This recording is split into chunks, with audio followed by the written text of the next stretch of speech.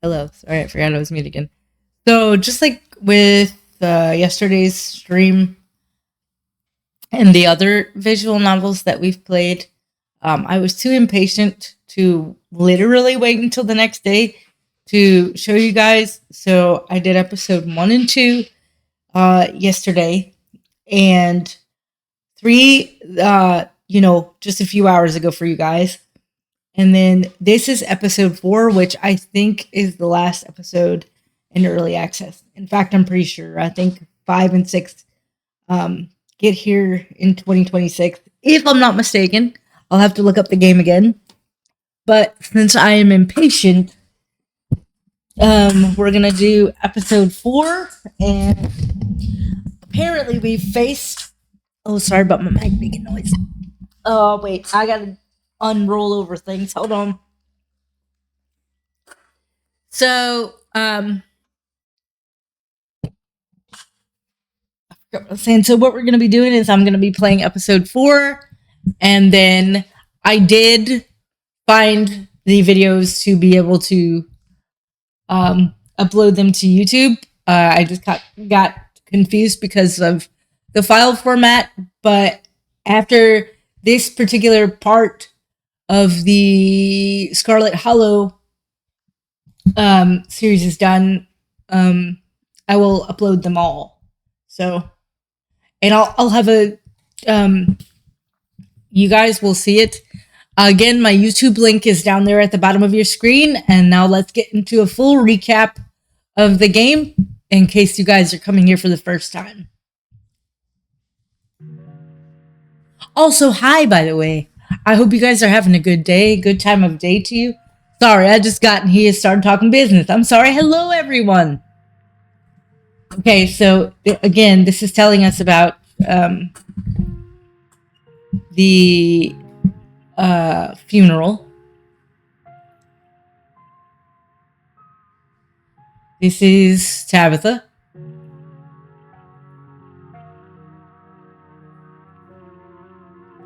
So there's something with the floor in this mansion.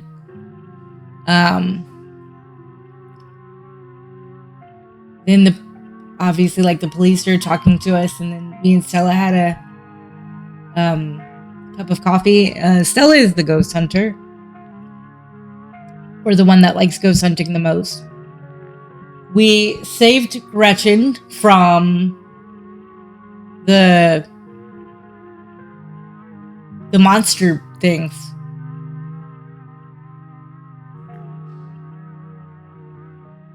We found out that these animals, things are incubating in the animals, like going inside the animals and like laying eggs. It's pretty gross. Then we had a choice while we were recording for ghost footage to save the chicken or the dog, and I saved the dog.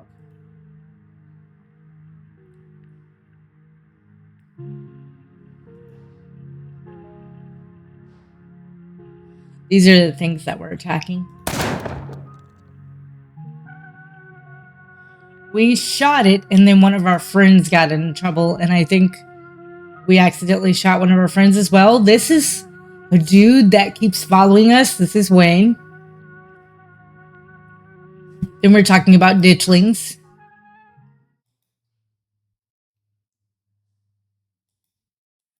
Um, my character or our character doesn't like to listen to Tabitha. Tabitha goes, "Stay home.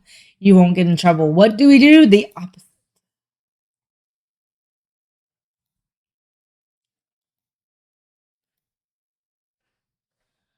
The old hippie's making us some tea, and then he's got a lot to do in his office. Ooh, food. Thank you. Then we're in this cafeteria, and they're talking about Wayne because they think he's a part of the disappearances. And he's saying, "I'm the only one who truly cares about your safety." And he's walking around with this like sheet on his head, and we're not supposed to be scared. In the previous episode, he stepped on one of those things' heads.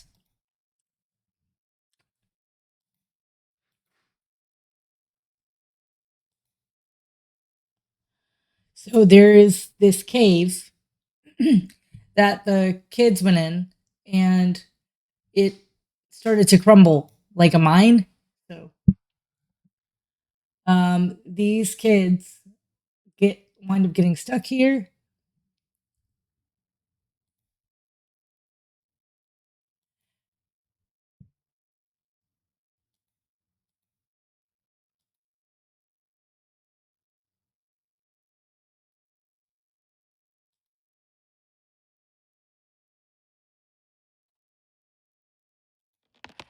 So we had to make another decision, and the mine crumbled, and the other two children were in there. And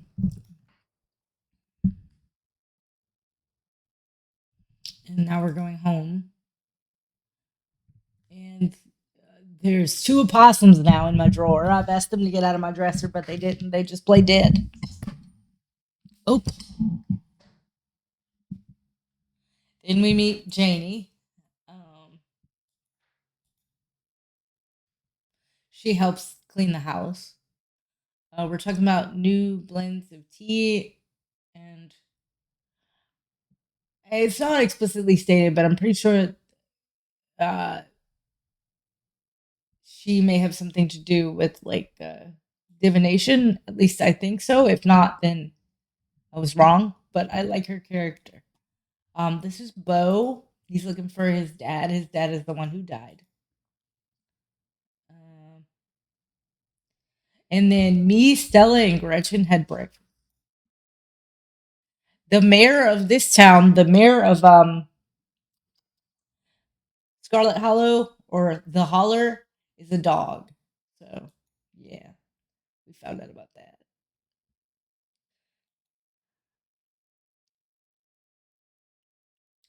This is the, I'll just call him Preacher Man because that's what he is.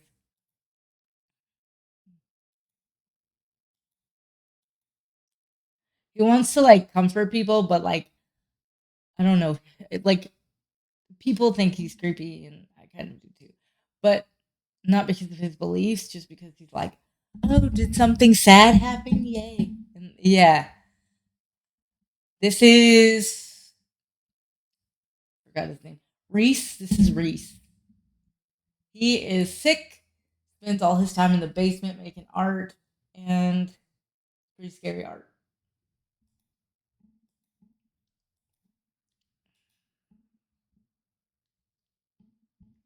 Okay, so we had dinner with Reese, Stella, Kanika, and Reese's mom, who is the like I guess town doctor, and um we don't know how to feel about her because we don't know if she's actually protecting his son because he's sick or like poisoning him or just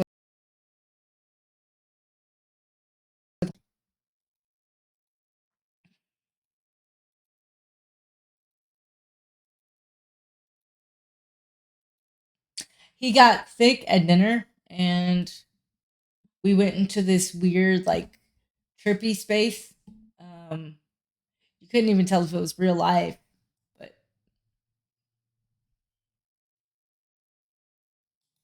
this is Oscar.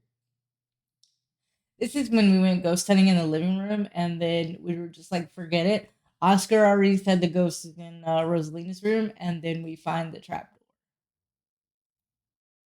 See,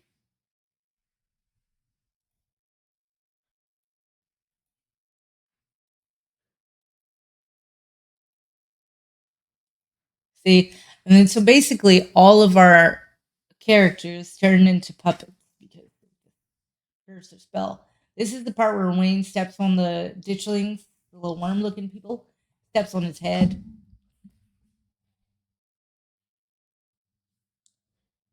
Speaking of which, I don't know how Wayne can walk through this to this like universe because I think we're the only one in here unless he went through the trapdoor as well. So,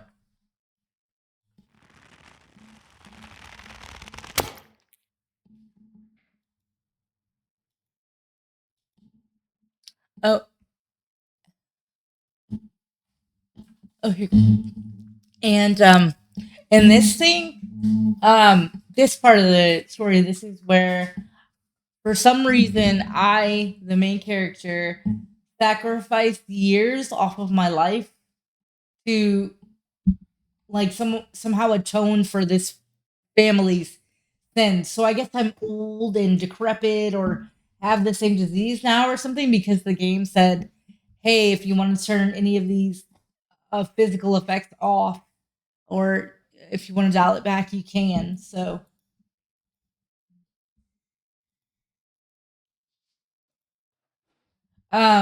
so the problem with Stella is that, of course, as we know, she likes ghosts.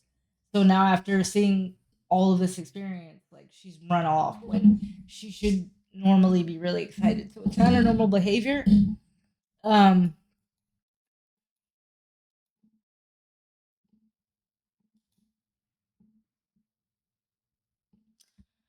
okay, so this is what happened. The spirit of Charles Shaw Jr. has been put to rest at the expense of unknown years of your life. The specter of the night's events will linger over you for every day you have left, a grim reminder of the price you willingly paid for the crimes of a family you never met. Maybe it'll be easier in the morning. Maybe your joints will ache just a little less than they do now. Maybe you can still right the capsized ship of your now broken life. Or maybe things will only get worse from here. Wake up. Okay, episode 4, everybody. Like, I'm super excited. And you feel like shit. You were hoping some of your strength would return to you after a good night's sleep, but you feel just as drained as when you dug yourself out of that shallow grave. Your limbs are heavy and your heart struggles to keep up with your movements. You feel like you lost something that was very important to you. Time! Yeah, you aged.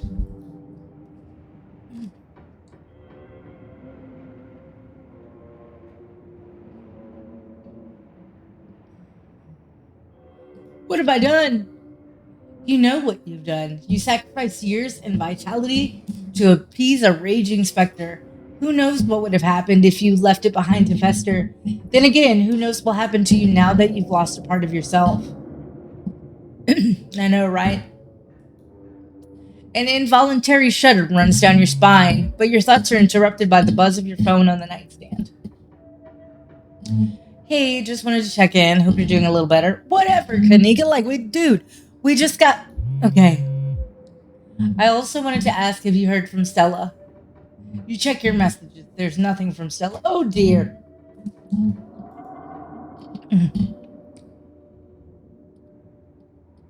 Call Stella. Hey, what's up? Haha, just kidding. I'm not able to come to the phone right now. This is actually a recording of my voice. It isn't really me. Technology, huh? Anyways, leave a message. Or don't. I never check this thing. This mailbox is full and can't accept messages at this time. Text her.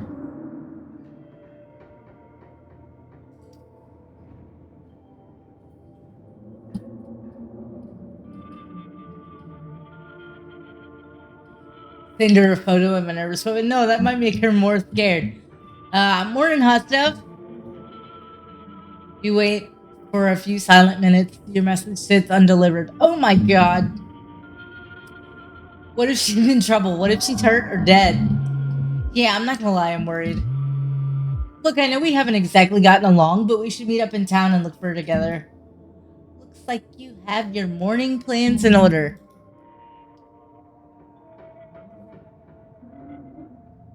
Guys, y'all are great.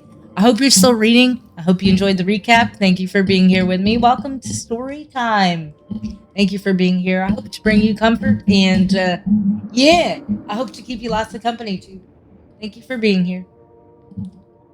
We gotta visit the opossum. We always visit the opossums, and now they got sandwiches. You open the drawers. The two opossums stare up at you. They both have a bread now. That's nice. You can wave at them. You wave at them. They continue to stare up at you blankly in response. Close the drawers. You close the drawers. This is their home now, and there's nothing you can do to change that. Yeah, I figured. Check the closet. The doll moved. There's no denying it. The doll moved at some point since your most recent visit. But your long dead relative's creepy doll isn't the only thing that's different. Someone was in here. And judging by the residue that was left behind, you're pretty sure you know the culprit. That means he was in your room. But was he there while you were out the previous day, or did he enter while you slept unawares just a few feet away? I don't know, ask him that, doggone Wayne. Something to mull over for the rest of the day. Take a shower. You might as well take a shower before starting the rest of your day. You step into the guest bathroom and into the shower. The hot water soothes your aching joints despite the state of the bathroom. This shower is a good place. As it rinses your body clean, oh Lord, let's check out what horrible stuff we gotta think about. Okay. Think about the door in the clinic. You're still drawn to it even now. You'll be going back there today. You're sure of it. No! Think about the specter of an early death that now hangs over you. Or think about the afterlife. It's undeniably real at this point, and what you've seen is terrifying. Or think about Stella running off last night. Hopefully she's sleeping in. Think about those two girls still buried in that horrible mine. Or think about Duke and the image of him lying there, stumped against a tree with his half his head blown off. Or scrub feverishly, trying to scrape the memories from your skin as if they're part of the dirt that coats you. Think about Sybil's warning, the worst is yet to come. Think about Wayne and whether you're ever truly alone. Or think about someone special.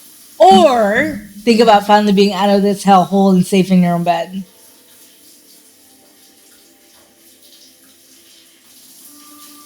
Oh.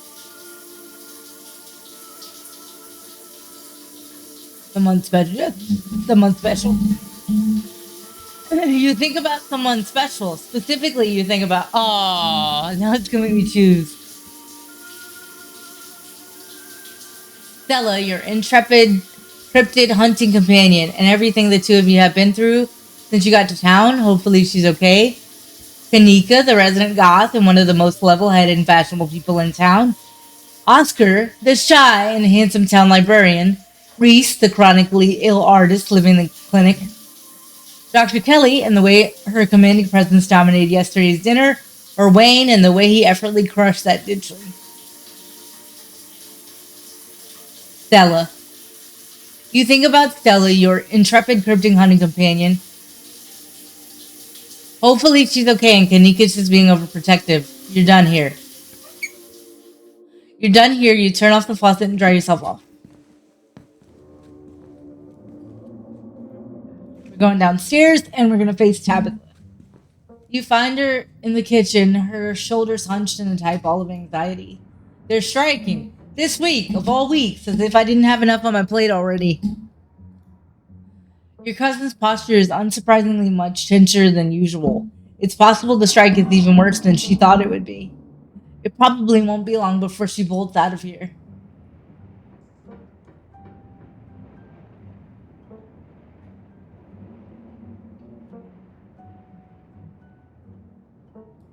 I can't get a hold of Stella. Do you think she's alright? I'm sure she's just processing what happened last night. We weren't the only ones who were traumatized.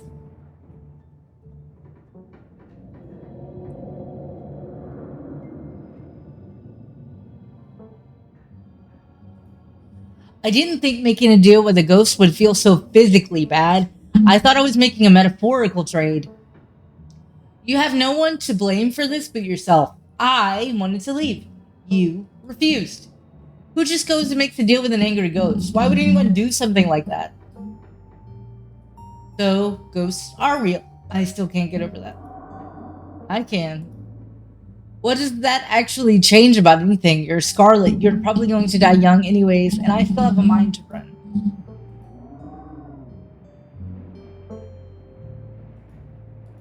Any news about the trapped kids? We have confirmation of at least one voice down there, and the boys have been digging around the clock. I don't think it'll be long before we can put all this unpleasantness behind us.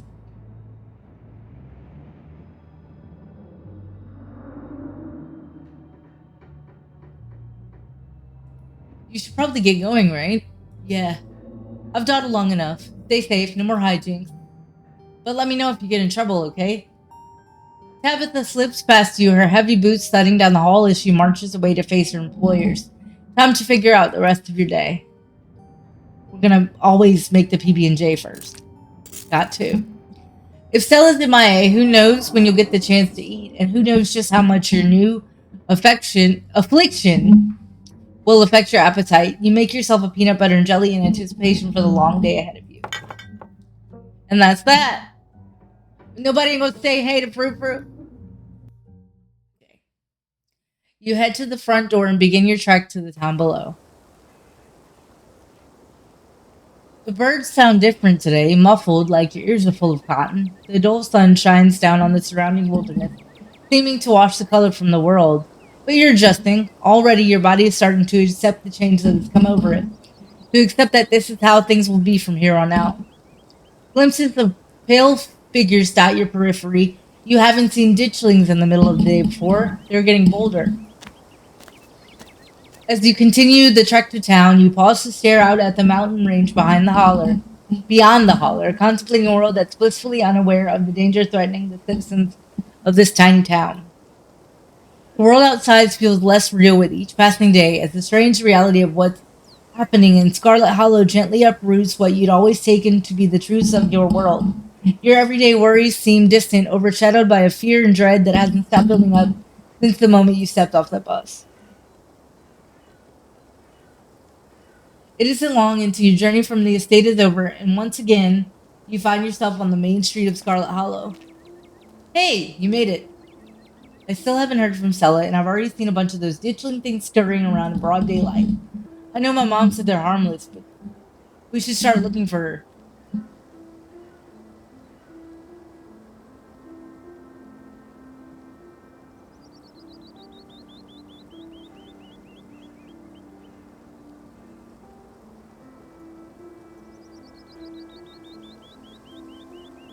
So how are you mentally? That's a great question. My concept of how the world works is being shattered a little more each day, so that's cool. Me. Every day I feel more and more like I need to get out of this town before it swallows me whole, but I also keep feeling like there are too many reasons to stay. Ain't you right? Like right now, I can't leave until I know Stella's okay. With her folks gone, the only people she has are her friends. And as her bestie, I can't just let her go running off into the woods to get eaten by a Bigfoot. My mom is just so chill right now. It's driving me nuts. She's not giving me any answers about that shit she pulled last night. It's just weird. Anyway, thanks for asking. Ranting helped. I appreciate you pressing me on it.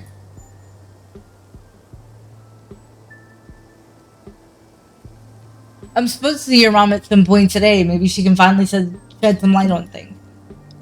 I'm not sure what she's planning to tell you today that she couldn't have told all of us last night.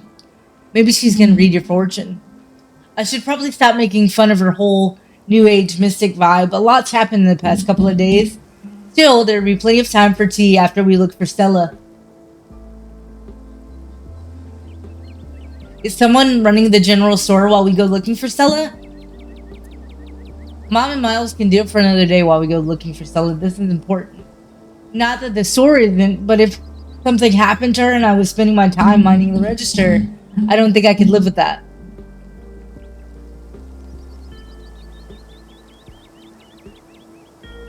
Any leads on Stella?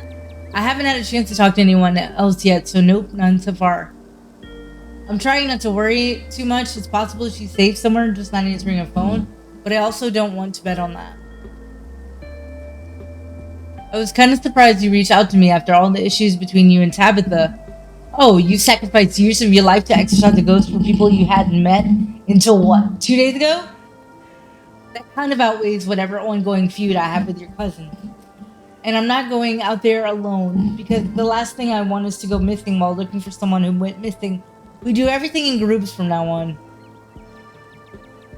So, ghosts, huh? Yeah, ghosts. I don't know about you, but I'm currently starving off a massive existential crisis about the state of matter and what being alive means.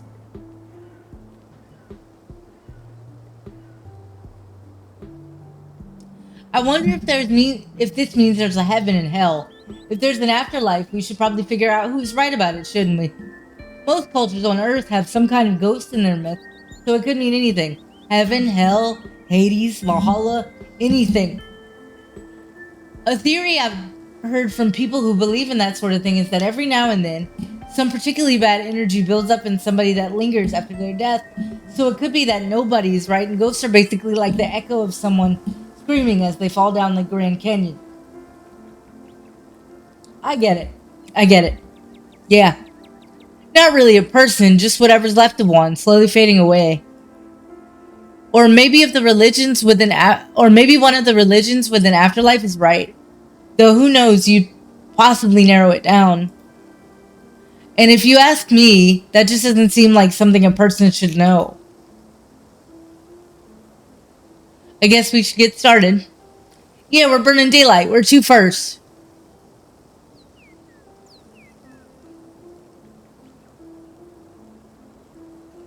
I'm supposed to get tea with your mom today. Maybe she'll have some ideas. Sure, we can humor her. She's probably going to give you some rocks or bundles of herbs for protection or something. Which actually might work. Who knows? Guess there's only one way to find out. The bells of the general store chime as the two of you enter. Save this.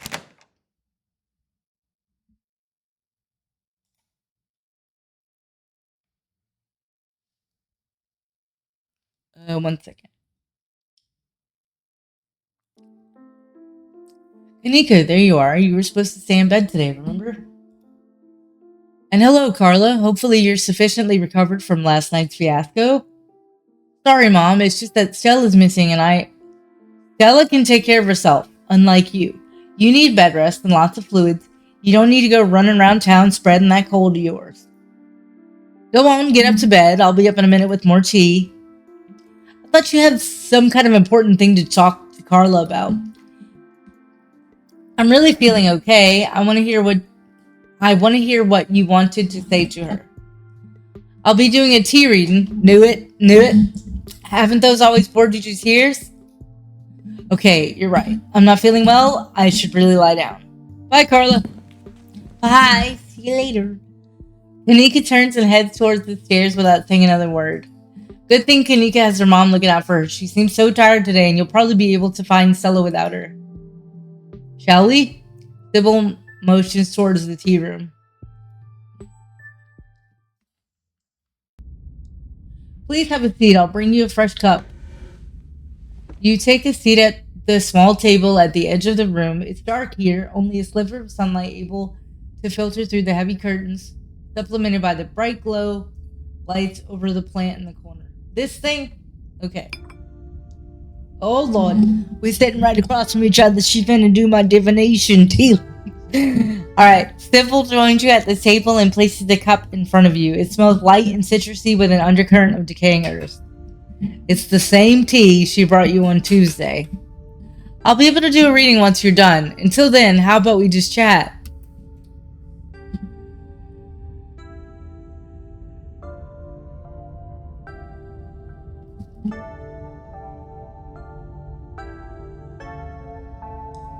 The other day, you promised to tell me what was it? Unsavory tales of my mom's youth? I most certainly did, though I might have been exaggerating a bit for dramatic effect. I'm prone to do that.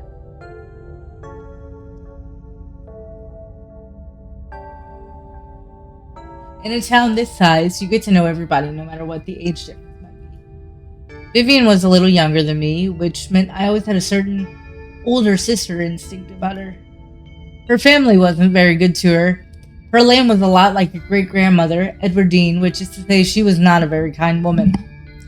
Similar to Tabitha, with more social grace and considerably more hatred for her fellow man. But your mother wasn't a shrinking violet either. She was just as stubborn as any other Scarlet, so her family choosing her as their punching bag made her into quite the rebel. Yeah.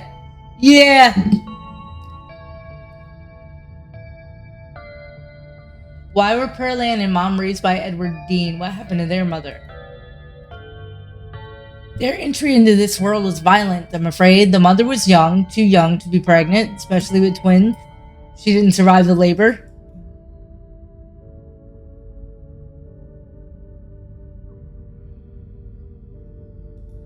What happened when my mom found out she was pregnant? She came to me for advice. She was distraught. It was like she'd been handing a death sentence. Maybe it was fear from what had happened to her own mother. Maybe it was something else.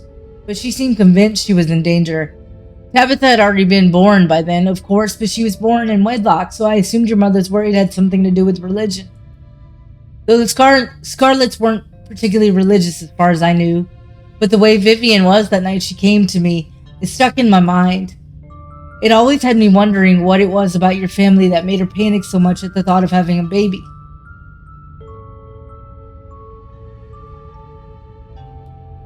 What do you know about my grandma? I'm afraid there isn't much I can tell you. I think there were two in that generation. The eldest died when the girls were still children. Edward Dean never spoke about them, nor did your mother. I feel like I know a lot about the women in my family, but what about the men? Did they even exist? I suppose they just haven't been very noteworthy since Edward Dean took over the mines. Her husband died a long time ago, and to be quite honest, I can't even recall his name. Might have been Stuart or something just as forgettable. From what Vivian said, her father was some teenage fling that ended once your grandmother found out she was pregnant. I'm fairly certain it was similar for Vivian, though she was much older, and I believe she was the one who ended it, what with skipping town and all.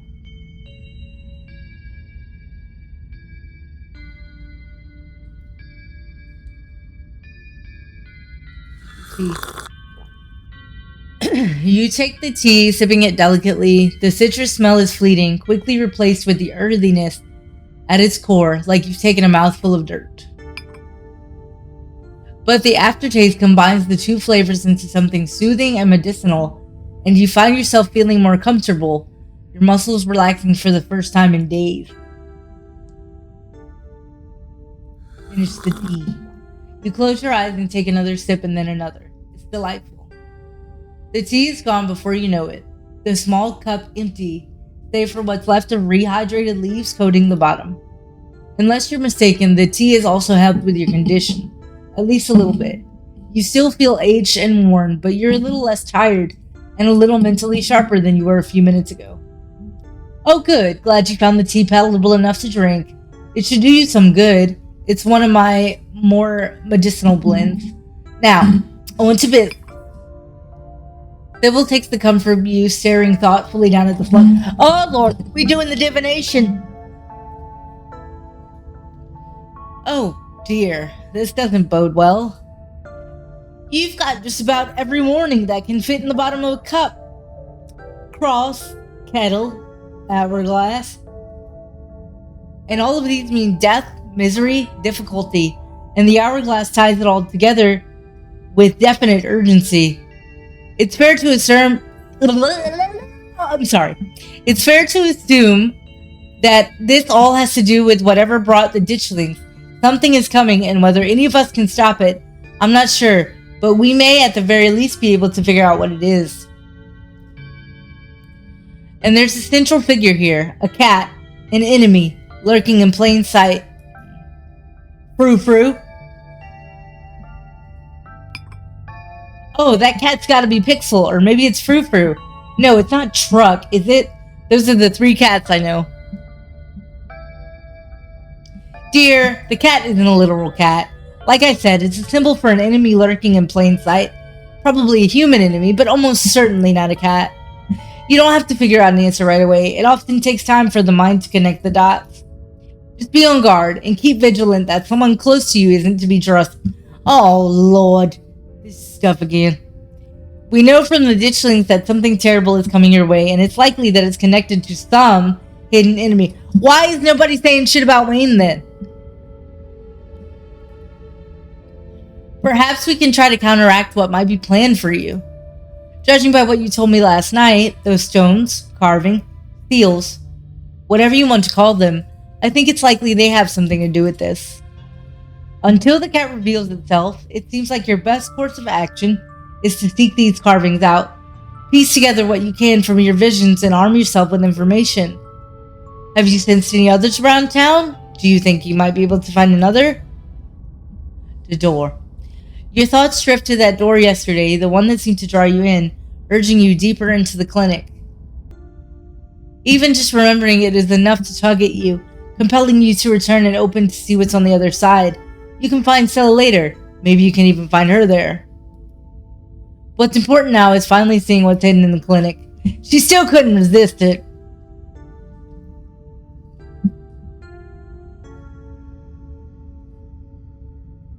I shouldn't seek out more of them. Those stones need to be left undisturbed. You haven't seen how many ditchlings have been gathering around here. If what you've seen so far was not the main event, imagine how bad that's going to be. Anything that happens around those stones may be worth it if it means you're able to get ahead of your adversary or whatever threatens this town. And I think that's all the help I can offer. I hope this conversation has been illuminating, even if it just brought up more questions than giving clear answers.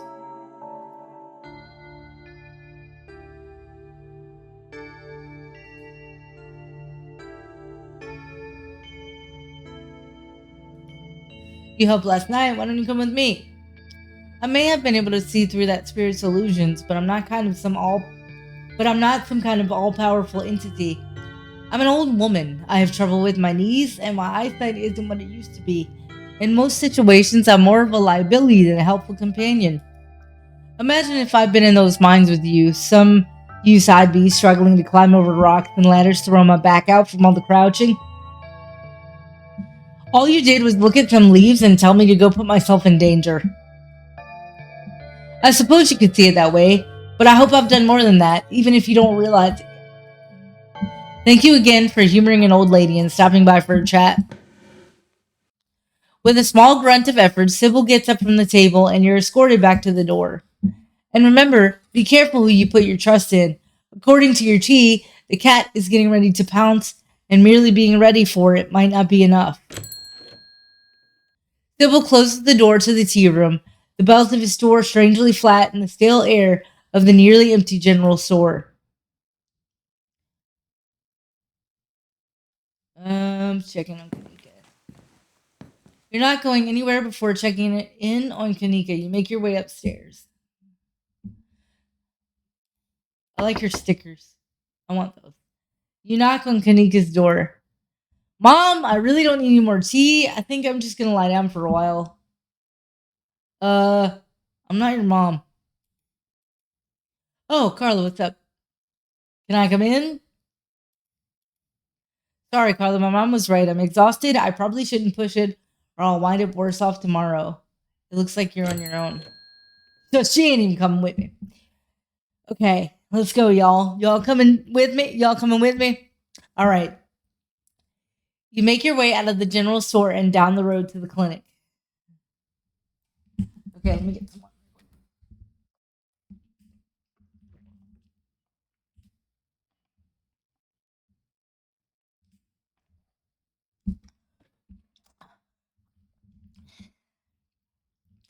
All right. Oh, I forgot to read that. It isn't long before you find yourself outside of Dr. Kelly's clinic, its secrets enticing you to find a way in. Let's save it right here because this might get a little.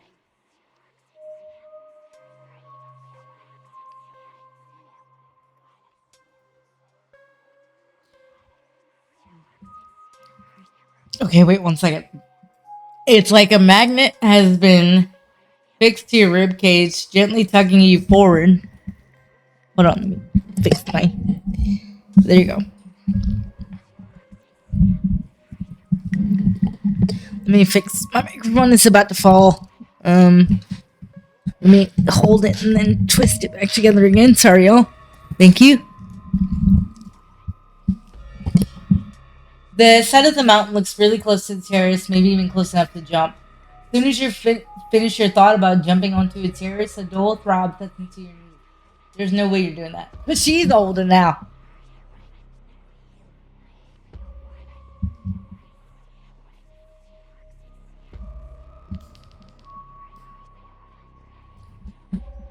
But you're not sure you even need to jump. You used to be quite the Lady Casanova in high school, and back in the day, you learned two things. This is from our hot trait, being a hot person.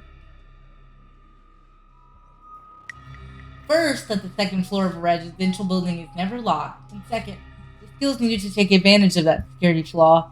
No judgmental parents ever managed to get in the way of you and your high school flames. Knock on his basement windows. You've aged at least a decade since last night. You should see if Dr. Kelly can give you a checkup. Yeah, I want to go mess with her.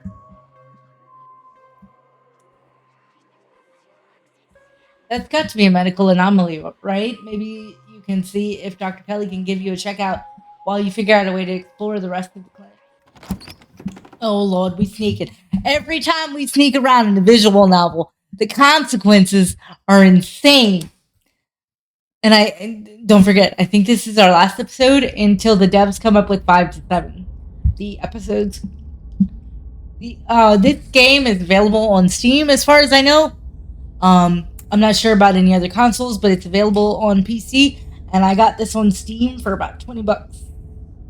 Full price is about $24 for me. The interior feels surprisingly modern compared to its exterior, though you can still glimpse the ornate bones of the building peek through in the decorative molding and overly complicated banister lining the room. You can feel that odd sensation again, the nagging pull of whatever it was that wanted you to find it.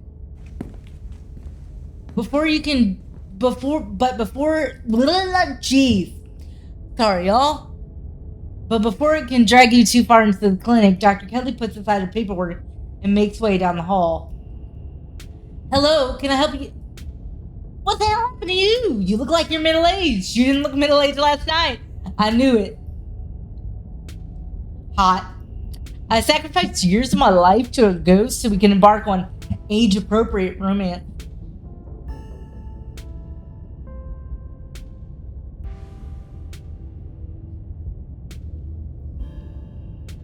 Dr. Kelly quietly takes you in with skepticism in her eyes.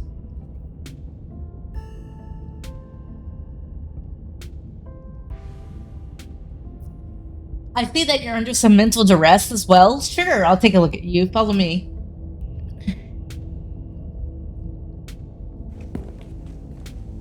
The doctor directs you down a hallway and you follow her into the clinic's exam room. I'm just going to start with general diagnostics, but I'd also like to do some blood work today if you're amenable to that. She presses the cold metal of her stethoscope to your chest. You seem to take the whole ghost thing at face value. Look, I have no idea what happened to you last night. It completely defies everything I know about medical science. Like me? Just kidding. I was only like medically cool like 30 some years ago. Until your conditions start to make sense, I think it's easiest for both of us if I just take what you told me at face value. Have you heard from Stella? No one knows where she is. Dr. Kelly briefly removes the stethoscope from your chest. Stella's missing? This is the first I'm hearing about it. I haven't seen her. I'll make sure to check with Reese. I know he hears from her pretty frequently. But let's finish this up first. She places the stethoscope back on your chest.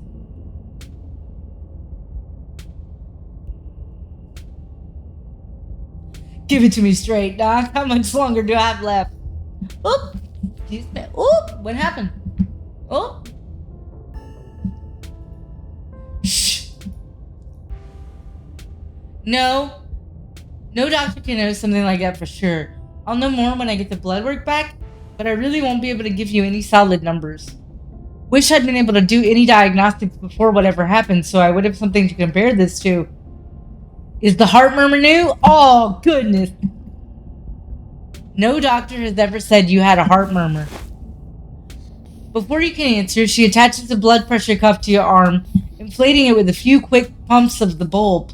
The ends of your fingers tingle numbly as the cuff constricts. Oh, I can't stand those things. Especially the manual ones. I don't like manual blood pressure things.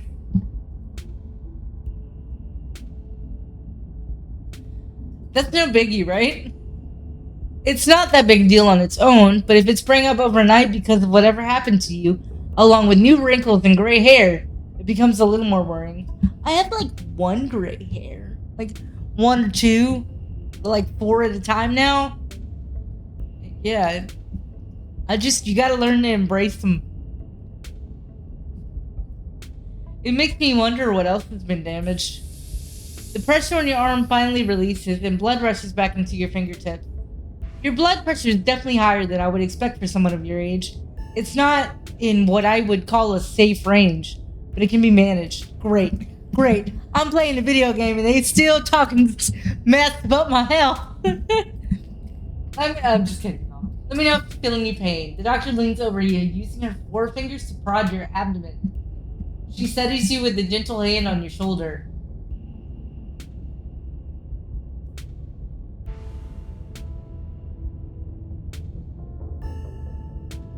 I'd like to know more about the clinic. Well, it was an old hospital during the Civil War. There was one of those clean air clinics. Then around the time of the collapse, it was converted back into a hospital, but it lost most of its funding as people left town, so now it's just a doctor's office. With an astronomical heating bill, all the massive windows and glass doors make this an icebox in winter.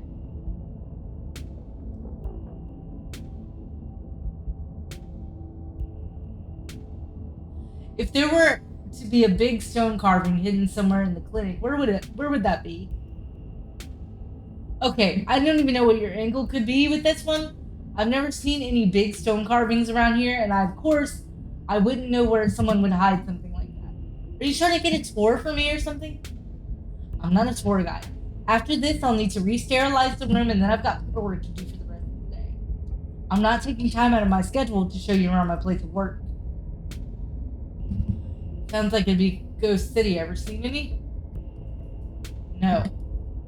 And neither has Reese, so don't try to weasel your way into seeing him again, under the guise of asking him if he's seen any dead soldiers or miners or whatever. What happened after the Shaw mine collapsed? I suppose the only thing I know is that the average resident of the Holler might not. Let me read that again. I suppose the only thing I know that the average resident of the Holler might not. There should be a comma right there. I think it would be easy for me to read. Hold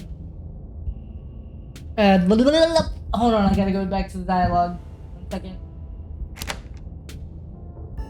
Is the collapse was the reason this was converted into a proper hospital? Okay, so we didn't miss much. The wounded were brought here. Again. The wounded were brought here, where there were beds and medical supplies, and that pushed out the last dregs of the clean air coop. Nobody thought the air around here was that clean after a coal mine collapse filled it with ash, and the theory was already on its way out at that point. Do you have something against me? When I first showed up, you were kind of scary, and you still are. The doctor sighs, and you feel like the jabs to your torso get a little softer. Yeah, people tell me that. I'm a brusque person. It's just part of who I am. I don't mean to come off as rude. Plus, Stella and Kanika showing up with you in tow put me on edge. I was planning on 2 dinner guests who I've known since they were little kids. In my defense, I'm just being protective. Reese's health is at a difficult point and probably will be for the rest of his life.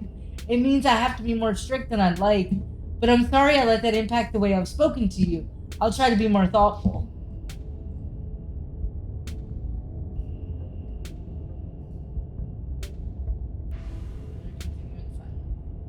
I'd like to check out your lungs. Can you breathe into this for me? Make sure you keep a tight seal on it. You place the mouthpiece against your lips. Now blow out hard and keep going until you're out of air, okay? I remember those. I had them after I used one of those after surgery. You do your best. You can tell it's a pitiful attempt. Okay? Yeah, that's what I'd expect given everything else. Alright, I don't have data from before, but judging by your age and what I'm able to tell from a quick once over, it's looking like you're the equivalent of 15, 20 years older, and not a good 15 or 20 years. But let's see what your blood work has to say about it. She goes to a drawer and retrieves a needle.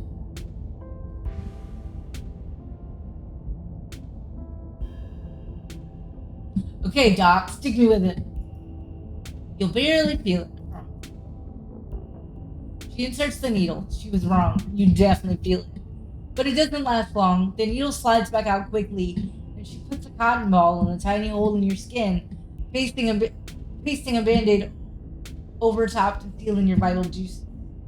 There, see? That's all we had to do. Not bad at all. Alright, that's all we can do for now. I'll make sure to notify you when I get the results, and I'll send them to your GP. You do have a regular doctor back home, right?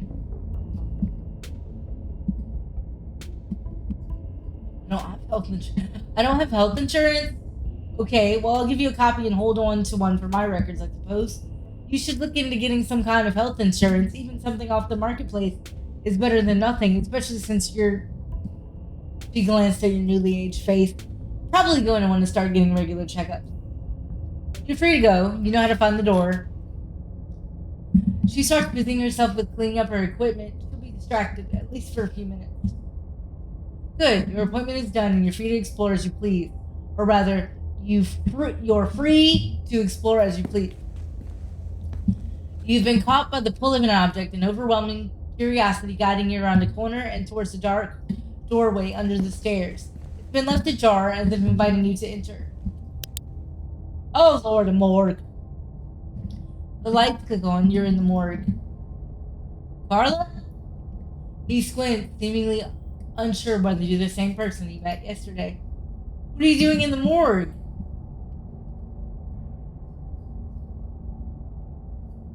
Oh my god, you died and she Frankenstein you back to life. Yeah, that was immediately my first thought. I didn't die, and nobody got Frankenstein. Sometimes I just sleep down here. It's easier. He avoids her gaze, clearly embarrassed to admit it. The words seem distant to you. The tugging is strong down here. You can almost feel yourself slipping into a trance, and your eyes wander to the back wall of the morgue. You need to see what's back there. Follow the pull. You touch the wall. It feels disappointingly solid under your palms. Hey, are you okay? You feel Reese's hand gently shake your shoulder, and for a moment the thing on the other side of the blank white wall loosens its pull on you. You kind of look possessed for a second there. You good? Make him understand.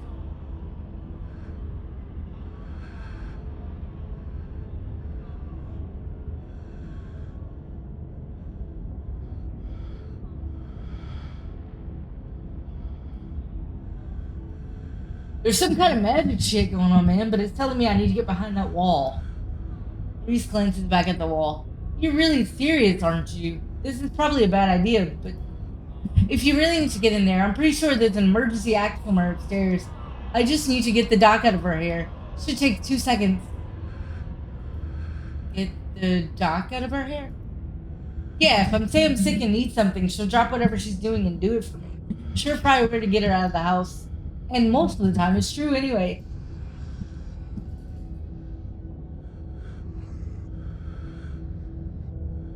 Wow, manipulating her using your illness. Classy. Call me manipulative all you want, but sometimes I just need time to myself. If that means I have to tell a little white lie every now and then, so be it. I can live with that. Sounds great. Lead the way. Sweet. Be right back. He strides past you, his long legs moving swiftly. He seems excited, his usual dour demeanor replaced with an uncharacteristic pep when faced with the process of sneaking around and tearing down walls. You hear his soft voice filtering in through the open doorway at the top of the stairs, a hoarse and sickly edge added for effect as he speaks to his mother. Hey, Mom? He coughs gently. Gotta do the sick cough. I still feel like shit, but I think I can finally try to keep some juice down. It looks like we're all out, though. Really? I thought I'd just pick some up. I've got an errand to run on Main Street anyway. I'll go pick up some orange juice. Some ginger ale, too. That would be awesome. Sorry to ask. I know you're probably busy. It's no problem. Doesn't take long. Don't do anything too strenuous while I'm gone. Just lie in bed until I get back. Thanks, Mom. I'll take it easy. You hear footsteps move down the hall, then the front door opening and closing. It worked! The theatric brass was left his voice, excitement rising in its place. Come on up. We don't have long until she's back. As you step out of the morgue, you relax. The extra space between you and the carven has weakened its hold on you, and with it your desperation to claw your way through the wall and unveil it. It's one of those emergency fire exits, so it should be pretty obvious wherever it is, though I'm not sure where she would be keeping it. I'll show you around. Let's try the doc's office first. You make your way to the doorway of her now vacant office. I don't see an axe in here. He's right. A cursory glance reveals nothing but stacks of paper and cabinets of medical supplies. But something on the desk catches your eye. Some sort of records with your family's name on them. Read the files. Read the files. Always read the files. Reese stops in the doorway, turning to watch you leaf through the document. Find something interesting? They're your family's death certificates. Whoa!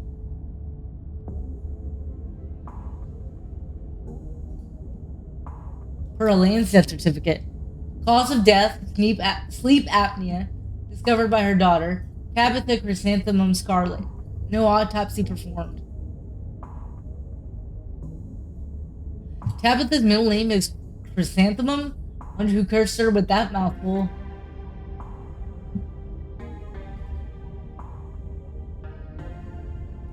Oh, I think it's pretty. Alright, Edward Dean's death certificate, the one we saw killing someone. Edward Dean Scarlet, born April 9th, 1913. So the mine collapsed 5 years after that. Died February 12, 2003, aged 89, cause of death, heart failure, signed by her granddaughter, Pearl Ann Scarlet. Pretty normal, almost made it to 90, died of an old person illness. Enoch certificate. Enoch Scarlet, born September 9th, 1887, died August 20th, 1957, age 69, cause of death, a fall from a cliff. This one has a coroner's report attached. Organs sustained impact injuries, lacerations to the neck and body consistent with fall from great height. Whoa, an actual autopsy report. It looks ancient. Other death certificate. Yeah, let's see. You quickly flip through a few of the other Scarlets whose names aren't quite as familiar. Theodore Scarlet, born May 24th, 1890, died 1918, age 28. Cause of death, crushed in mine collapse, body not recovered. Oh, goodness. That means the children are probably down there with bones and stuff. Signed by his brother Enoch Scarlet. Joseph Scarlet, born April 14, 1914, died June 7th, 1944. Louis Scarlet, born August 1920, died June 6, 1944. Both killed in Normandy in the line of duty. These must have been Edward Dean's brothers. Certificate of fetal death. Oh. Infant boy, Andrew Charles Scarlet, delivered April 3rd, 1945. Stillbirth. Mother, Edward Dean Scarlet. Oh, that explains it. Okay. Well, no wonder Edward Dean was so upset. Cause of death, complications during birth, no doctor present, home burial. Home burial? Alexander Scarlet, born December 12, 1947, died August 20th, 1957, age 9, missing, presumed dead, signed by Mother Edward Dean Scarlet. Alexander, the owner of the doll, so she went missing. Maribel Scarlet, born September 3rd, 1946, died October 30th, 1963, age 17. Okay, that's quite young. Cause of death, complications during childbirth, signed by her mother, Edward Dean Scarlet. Dude, she outlived all her... That's crazy. Wow, that's a lot of kids to outlive. Reese's eyes flick up to the doorway, and a second later, you hear the sound of the front door handle being turned. His hand is on your shoulder before you even register what's happening, and you're pushed back and out of the view of the front door. Shh, I'm not supposed to be in here. We gotta hide. He hurries to the closet door, motioning you inside. You slip past him and squish yourself into what little space is available in the nearly full closet. Reese is close on your heels. You let him in. Together, you listen as the doctor makes her way to some room deeper into the clinic. In the silence of the tiny closet, every breath seems too loud, as if you could expect Dr. Kelly to hear it from wherever she was across the house. We better wait a second, just in case. Flirt with him. You're momentarily distracted from the danger at hand by Reese's sudden closeness. It's almost strange to be here with him after the way he was hidden away for the first few days of your week in Scarlet Hollow. It made him into a seemingly mythical figure, the tragic artist wasting away in a basement guarded by a tyrannical warden. Now he's close enough that you can hear the beating of his heart against his delicate rib cage, see his chest rise and fall with shallow, nervous breath. There's a small smile on his face, and his usually glazed eyes are practically glimmering with the thrill of being somewhere he's not supposed to be. You could reach out and touch him, and he would be solid under your fingertips.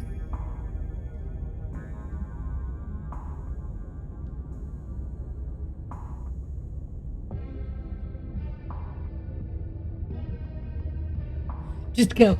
I can hear how fast your heart is beating, like a little creep. Reese's breath catches in his throat, and he starts shaking slightly in the gloom. I'm just nervous. So am I. I think we're nervous for the same reason. His heart beats even louder, thumping loudly in his chest. So why are you nervous? Oh no. I know we just met, but I like you. He stares down at you in shock. You mean that? You see a blush rise in his cheeks, and he tears himself away from your gaze, trying to hide his face under the guise of staring out into the office beyond. I feel the same way. For a second, it almost looks like he's about to cry, but the moment is broken by the footsteps once again, echoing down the hallway outside, just beyond the open door. The footsteps return. They get louder, approaching the office door, and then they stop. Much to your relief, she opens another door, leaving the main clinic. We're in the clear! We probably only got a minute or two until she comes back, so let's make it count. The medical supply room is probably our best bet. If any other room in the clinic is likely to have a fire at, it's probably the room full of chemicals. This way. He motions you down a hallway, slipping through the slightly ajar door of what you assume to be the supply room. Yes, there it is. Keys. Here we go. He rushes over to the cabinet that contains a bright red axe, pulling the glass door open. So, the doctor's not going to be able to hear that. How did you guys think that, like, she wouldn't hear that? Your axe. A splash of brown catches your eye. There's a small sprig of what almost looks like furry berries, with a wide 8-pronged leaf still attached at the base. The end of the sprig is leaping sap onto the countertop. It's fresh. Now we can... Reese stops mid-sentences as he notices you staring at the plant. He stoops to pick it up. Did she make her own medicine? He puts it down, but not before breaking off a berry and sliding it into his pocket. I don't think she's allowed to do that. She's not a pharmacist. This room is just for storing stuff she orders for patients from a pharmacist in Brevard. Why would she be making her own? Before you can answer, the two of you hear something in the distance and turn to listen intently. That was the door from the house. Come on, if we hurry, we can get you back downstairs. I'll run interference. Go downstairs, quick!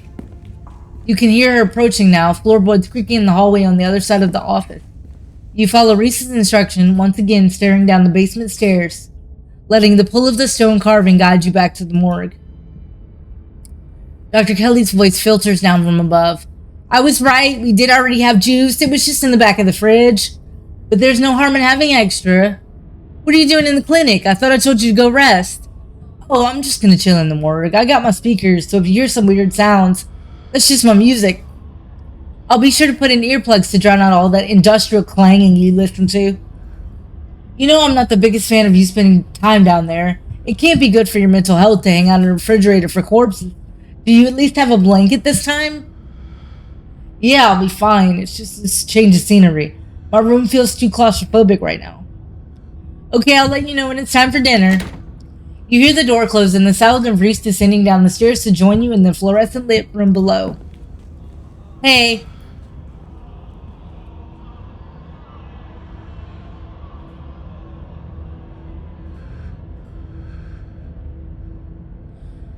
You listen to music that sounds like a wall being broken down? Of course I do. I'm sad all the time. Glad my taste in music is finally coming in handy. It's exactly the cover we need. Stop asking questions. It's time to see what's on the other side of that wall. Wall! Wall! Wall! Have at it.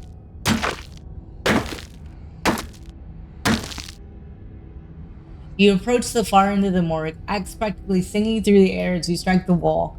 The first cut offers a surprising amount of resistance. There is some structure behind it, some wood frame holding it in place, trying to stand between you and what waits for you on the other side. You stagger back from the massive hole in the wall and admire your effort. Holy shit. The splintered edge frames a dark passage, seemingly cut deep into the side of the cliff, cold seeping from a forgotten place into the already frigid morgue. Reese coughs as he takes a better look at what lies beyond the wound in the wall. There's a whole hallway back there. Thick, stale air leaks from the hole, filling the morgue with an earthy mildew smell like the room is slowly filling with dirt. And with the stink of the grave-like room beyond comes an even stronger compulsion. You step forward as you climb into the hole. This is wild. I had no idea any of this was here. An entire hospital wing, rotting away for decades behind some flimsy drywall. His voice sounds distant, your sole focus is finding it. Your feet move without prompting, and you stumble down the hallway towards the far wall, barely registering the antique clutter as you stagger past it. Whoa, are you okay? You don't respond, and you don't bother to retrieve the axe. The wall is rotten, water damage having eaten away at the wood over the course of unknown years, the planks nearly reduced to sawdust. You tear into it. It's that sigil thing! Enoch, I thought you weren't going to come. I was worried you'd leave me here forever. They said there's nothing they can do. I'll never use my legs again. Enoch, what am I going to do? Calm down, Teddy. These doctors don't know what they're talking about. I've been doing my own research and I found us an alternative. We won't have to worry about anything from here on out, I promise. I went to talk to the witch. A witch? But that's nonsense. It's all right. It's all sorted. We're taking you home today and everything will be resolved by this time next week. Oh. Everything goes black. Your vision swims back into focus and it takes a solid second or two to reorient yourself. You're in an unfamiliar bed. Reese leans against the far wall, eyeing you with concern and curiosity. Hey, I was worried you slipped into a coma or something. You tore down a wall like a wild animal, found some weird carving, and collapsed. I think you might have had some kind of seizure. Are you okay?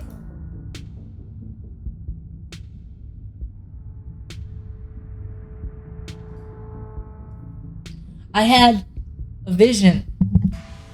Like a hallucination? I have those sometimes too. Used to have them a lot as a teen.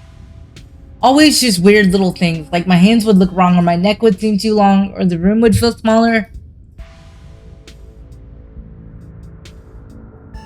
I think these are visions of things that actually happen. I wonder if you'd see anything else if you went back in there. Or if there are more around town. Maybe if you collect them all, you'll finally unravel whatever the big mystery is. It seems fun.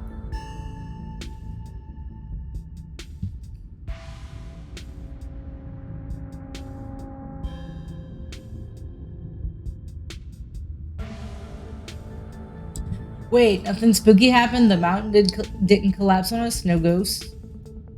No, nothing. You just fell down, twitched a little, and when you seemed stable, I carried you back here. That was a few hours ago.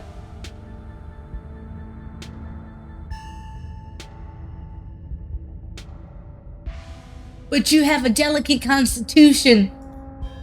What? It wasn't super far or anything. I just picked you up and carried you. I might be sick a lot, but that doesn't mean I'm made of paper. I can still do normal things people can do. I'm sure I'll pay for it later, but I didn't want you to have to wake up in that musty hallway or the morgue. Hope it was more pleasant to wake up in my bed. So, what now? We might be stuck down here for a little bit. The doctor's on the warpath up there. I refuse to take my medicine and she's not happy about it. But after I looked this up, there was no way I was going to take anything she gave me. She's been poisoning me for years. I went ahead and blocked my doors so she can't get down here. Now we just have to wait her out. But why would your mom poison you? I don't know. But the internet says this is castor bean. It's used to make ricin, a super deadly poison that causes some of my exact symptoms. And death, usually. The thing I can't figure out is whether she's been trying to kill me slowly or if she just likes keeping me sick enough to be dependent on her. Either way, I don't think I ever had an illness. I think the illness was me growing up and becoming less easy to control. She sure found a cure for that.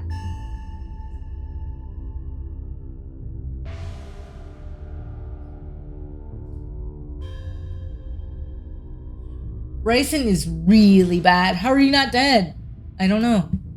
Maybe it's low enough doses, or maybe I developed a tolerance. But I think the fact that I feel more and more alive by the minute is proof enough that she was keeping me sick. I don't even need solid evidence. With your evidence, you should be able to go to the cops. Maybe not the local cops, but a cop. I do have the castor bean from the pharmacy, but I'd still have to prove where I got it from, and that she used it to poison me. It's possible the cops might just think I'd snapped, and it could turn out even worse for me. I don't think the doc would hesitate to have me committed if it meant she could keep her hold on me.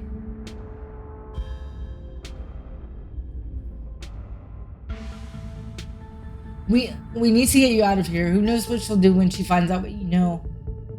You know, in the earlier episodes, like in episode 3, we could have told her that we knew at the kitchen table, but I didn't because I wanted him to know. Where would we go? The only person I know who has the car is Kanika, and she's not answering her phone.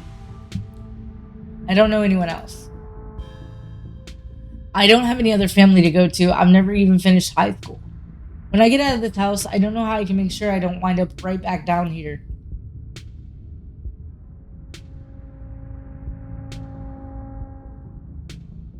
You can stay with me if you want, at least until you get on your feet, as long as you're not allergic to cats. I live with a cat named Truck. He's terrible. Truck? That's a great name. I've never had any pets.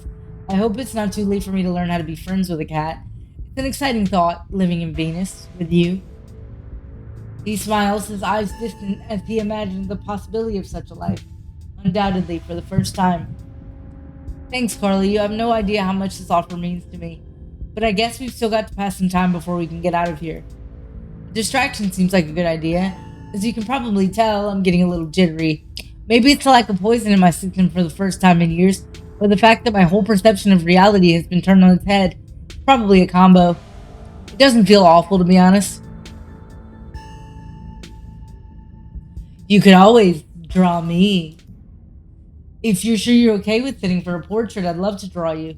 There's a quality to drawing that's almost like catching memories, as sappy as it probably sounds, but this can be a sort of snapshot of the night my life turned around. Aww. It's definitely a memory worth holding on to. I'll get you a chair. He excitedly hurries across the room, pulling up a couple chairs. You can see the difference in his energy now that he hasn't had his daily dose of poison. He's more talkative, less slouched, limbs no longer perpetually tucked in at his sides. May I touch your face?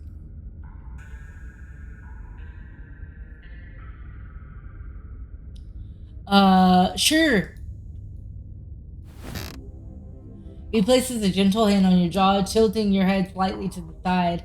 His fingertips are warm on your cheek, the sensation of their light touch lingering on your skin as he pulls away. Perfect. I hope this isn't terrible of me to say, but I like the new look. You're very distinguished. The splash of white in your hair, the creases at the corners of your mouth. Beautiful. He pauses for a moment, his eyes locking with yours, a palpable tension filling the room. Let him start drawing. Thanks for doing this. You have no idea how long since I was able to have somebody sit for me. I think it's been since high school, probably. He starts sketching. The scrape of graphite is quick and controlled, long lines sweeping across the paper. He pauses for a brief moment, glancing away in thought. This is probably going to be the scariest portrait. We haven't seen ourselves since the start of the episode, and we turned into an old person. I'd wanted to draw you since we met yesterday. You have such a striking bone structure. It makes for a truly unique face. I hope I can capture it. He glances up at you every couple seconds, the pencil still moving as he focuses his intense gaze on you. This is so much easier than usual. Sometimes getting the basic forms down can feel like pushing through mud, but this is like breathing. It's just flowing out. He continues scratching at your portrait, the sound of pencil on paper louder and bolder as his strokes gain confidence. I just can't believe I let this go on for so long, that I never questioned her, that I so readily accepted the line she gave me about my years being numbered and my illness being some bizarre mystery genetic thing that no other doctors could solve. I know it's hard to see when you're in the thick of it, but I was just so naive, and who knows what lasting damage she's managed to do to me. You realize it isn't confidence that's keeping the lines on the paper. It's anger, frustration.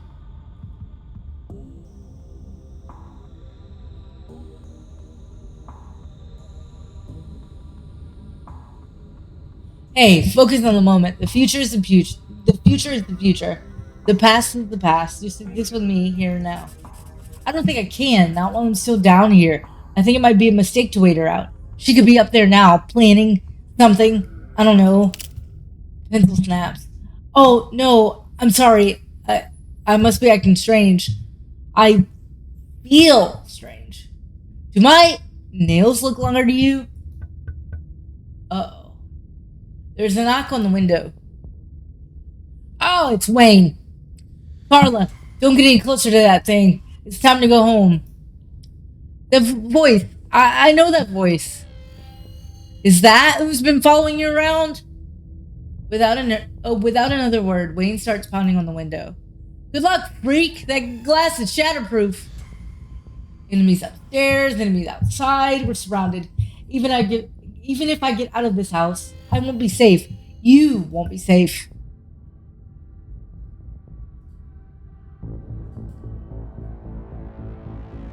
You're being weird, man. I know, but I'm leaning into it. My instincts are telling me what to do now. And what I should do is stop cowering in this basement and put a stop to the people who want to hurt me and the people who want to hurt you. Oh no. Oh no.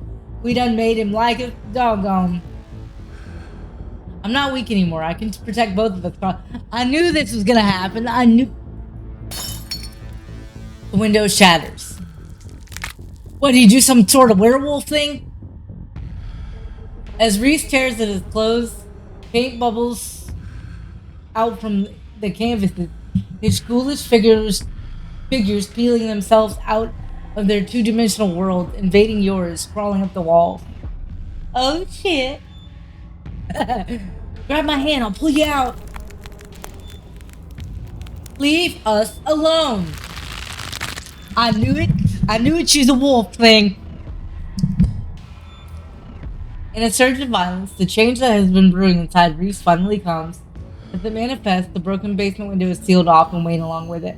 It's not a wolf. It's like a monster. Like an actual... Oh. Okay.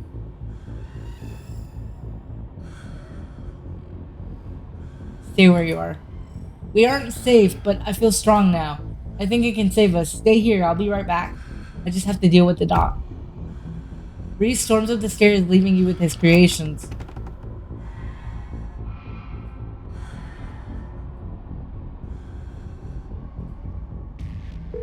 You dial your cousin's number. What mess have you gotten yourself into now?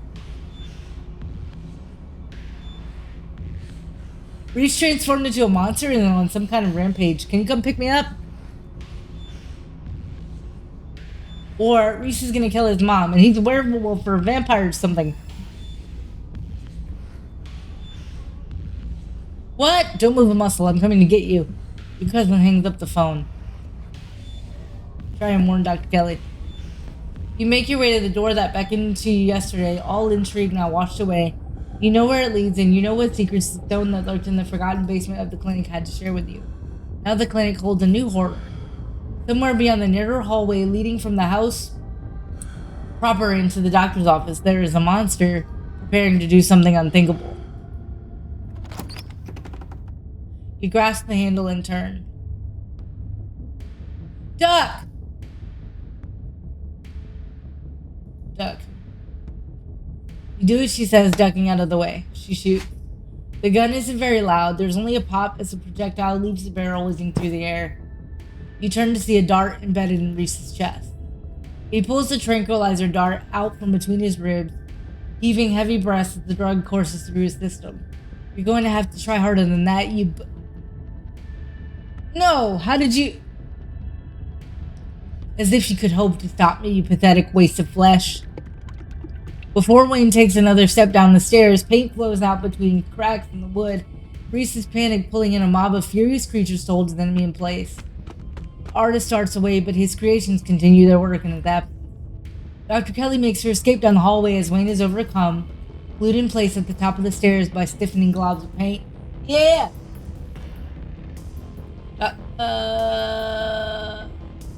Run to a nearby room. You rush out of the main entryway, taking cover in the first room you see. A few seconds pass. Things are quiet. Hey! Dr. Kelly's voice crackles out of some unseen speaker. You! Carla! I'm stuck in the safe room. I can help you from here, but you can help both of us.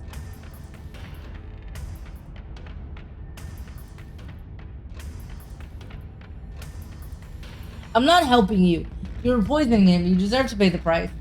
Are you kidding me? Even after seeing what happened when he wasn't poisoned for just a few hours, you want to judge me for trying to protect myself and this whole damn town?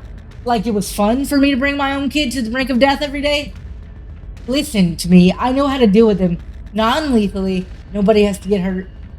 You're in the medical storage room, right? I need you to use the black tape key to get into the cabinet and bring me the elephant tranquilizers. It's a bottle labeled carfentanil. Bear tranquilizers clearly aren't going to cut it anymore. An intercom system, huh, Doc? Good, you should hear this. Carly, you don't have to do anything she says. I'm not going to hurt anybody else. Just her. If I don't, you and I both know she's going to shoot me full of elephant tranquilizers? Did I hear that right? And shove me back down in the basement, or maybe someplace even worse, and keep killing me every day for the rest of my miserable existence. I feel amazing right now, better than I've ever felt in my life. I'm not dangerous. She's just scared because she knows she finally has to pay for what she's taken from me.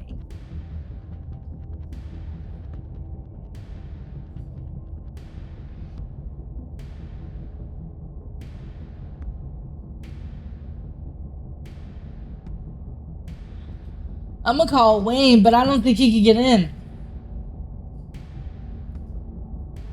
Wayne, help me. He's a little tied up at the moment. Not anymore. Reese cries out in pain. What the hell did you do to my shoulder? You see, for the briefest instant, something coming out of Wayne's sleeve. Just a flash of pale yellow, then it's gone, slithering back into Wayne's clothes. What? I'll handle it. Try to get somewhere safe until then. The two stagger off down the hallway. Quick, grab the tranquilizers and head to the safe room. Grab the tranquilizers. You do as she says. The tranquilizers are easy to find, marked with a small square of black tape to match the key. She's certainly an organized woman. Head for the safe room. You make your way out of the medical storage room and back to the hallway where Dr. Kelly disappeared. As you approach, Dr. Kelly heaves open the door, slowly breaking apart the massive paint, sealing it shut. Hurry, I don't think I can keep it open for long. You slip past her into the safe room. She shuts the door quickly, though one of her little smears managed to slip past her. She stomps on it, painted viscera splatters across the cement floor. It sounds like Reese and your friend are still fighting. We probably have a few minutes before he gets here.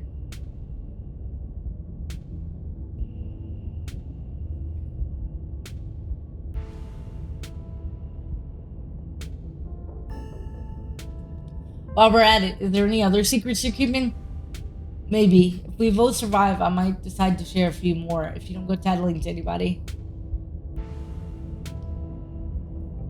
You didn't walk me to the door after my exam earlier. You must have known I might have gone looking for something. Why didn't you make me leave? She sighs. There's something about keeping a secret for so long. It makes you paranoid. It makes you do things you know are objectively wrong, just to maintain the illusion of your life. It isolates you. At some point, you just don't want to be alone anymore, whether you realize it or not. So, you get sloppy. You leave things around you shouldn't, because that destructive little part of you wants to test the limits of how obvious you can be before someone is able to put two and two together. I'm not blind. I can see that things are happening in Scarlet Hollow. Unusual things.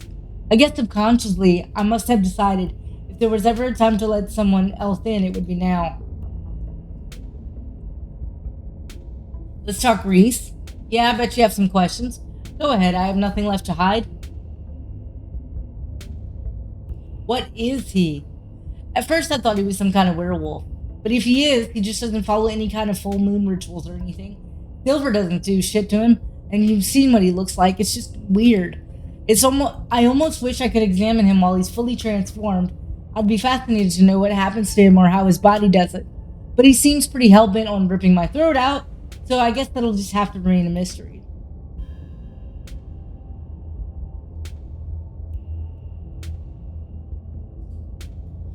Why did you start poisoning him? Dr. Kelly sighs. Can we stop calling it poison?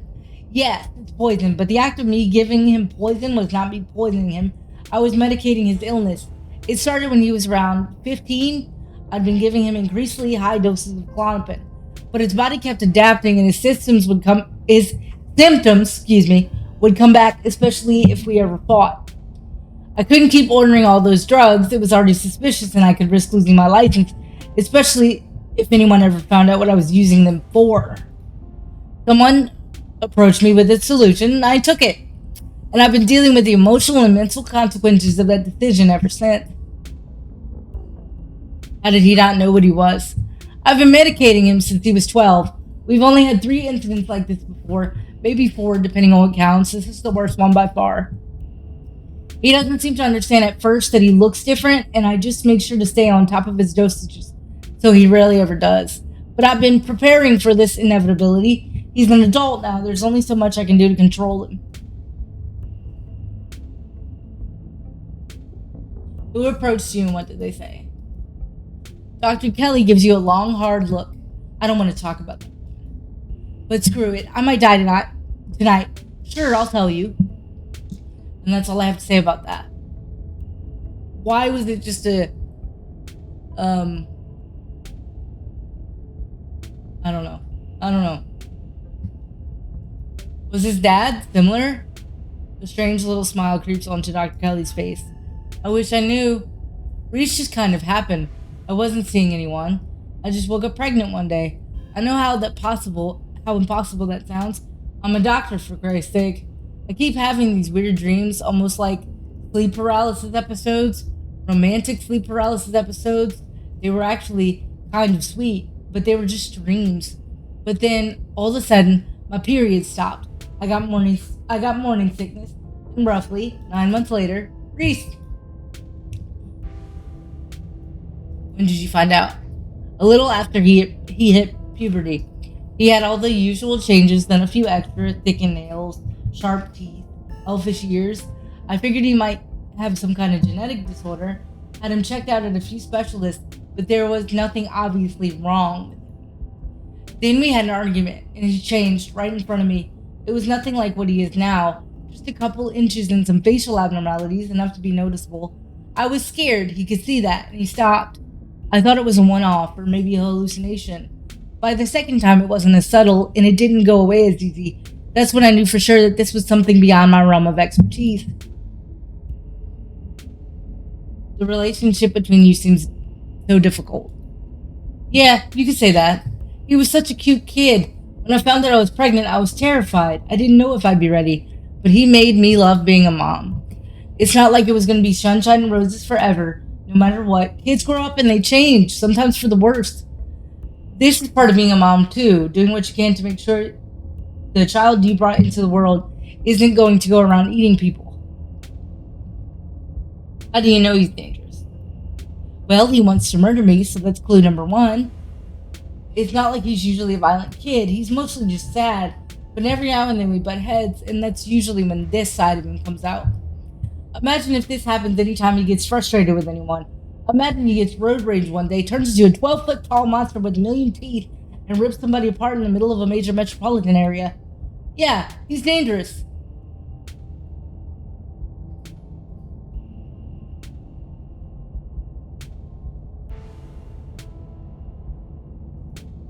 That doesn't mean he's dangerous. I mean, you are the biggest threat to him. Don't preach to me. So, sure, right now, I'm the focus of his ire. But who's to say he's not just going to find a new target once I'm out of the picture? I know what he's capable of, so it's my job to make sure he doesn't hurt anybody.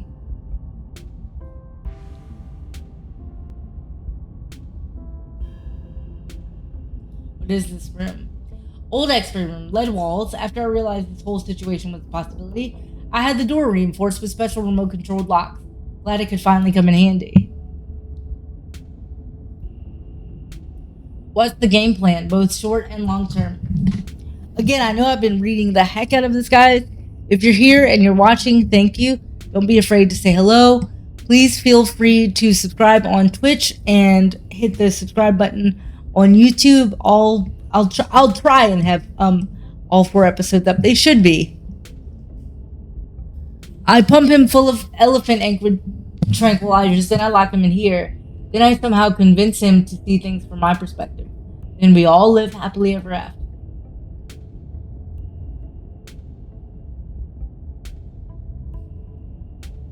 I see no flaws with this plan. Sarcasm, that's so Scarlet of you.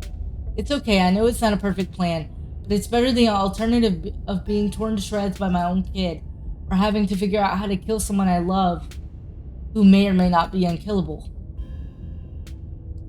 You and Dr. Kelly sit in silence and wait for her son to make his way to you. The sound of distant breaking glass cuts through the silence of the clinic outside the safe room. Shit, this may be game time. Get those trains ready. We have to get this door open before he crosses the hallway. Dr. Kelly opens the door. The two of you stare out into the hallway.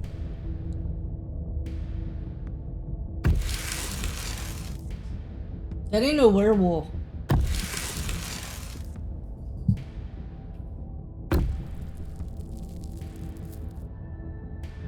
What is going on? Is this what you were so afraid of? Hand over the tranquilizers. This is our shot. Dialogue options marked romance will start a romantic arc with the character you're talking to and will lock you out of romantic arcs with other characters. Good, I wanted to know that.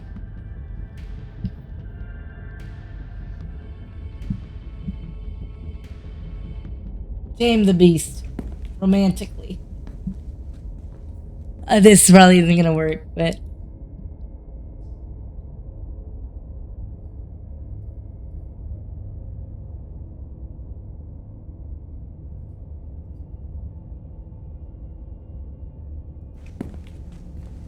You take another step forward. Do you have a death wish? Get back! Reese is stopped in the middle of the hallway, staring down at you, a faint hint of fear in his eyes, like a raging elephant staring down at an approaching mouse. You slowly lift your hand to his face. He shudders as you touch his long maw, the skin elastic and constantly shifting as the bone beneath expands and contracts unnaturally. What are you doing? You gently drop your hand, your eyes meeting his in a moment of understanding beyond the need or usefulness of words. She shot him! She shot him! She shot him! And then a shot rings out. Shotgun in your hand, your cousin rounds the corner and trains her weapon on Reese's writhing body. I forgot we called her. We called her because we didn't know what he was, and she just shoots. God dog. Well, I guess we're gonna have to deal with them consequences. Like, what the hell are you doing, Carla? Get away from that thing. Tabitha, what are you doing here? Stop it. Let me sedate him. We can deal with this non-lethally. Save Reese. Save him. This is so stupid. I don't know why I'm doing this. You step forward, filling the space between Tabitha and the whimpering Reese, his face already trying to stitch itself back together as he sits propped against the wall. Out of my way, Carla! He's okay, Tabitha. He's not gonna hurt anybody. Back off, Tabitha. This is none of your business. Let me handle this. Oh, sure, because you were doing such a good job. That thing was about to eat my cousin. That thing is my son, Miss Scarlet, and despite appearances, he is still human. Don't talk about him like he's some wild animal. Quick, Carly, he's fixing himself. You don't know what you're doing. Get out of the way or I'll have to make you. His threat is interrupted.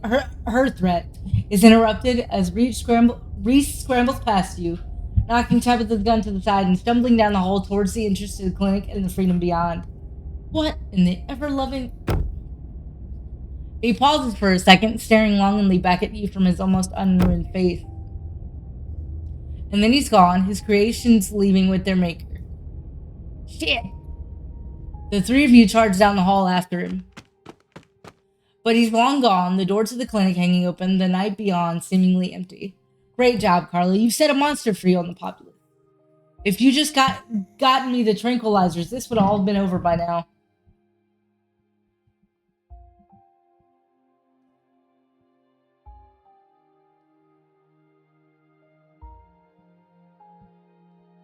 I'm gonna go this route.